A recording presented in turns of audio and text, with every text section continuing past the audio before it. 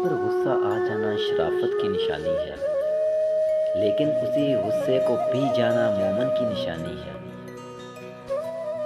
हर बात में हाँ मिलाना मुनाफिकों की आदत है। तुम्हारा एक रब है, फिर भी तुम उसे याद नहीं करते।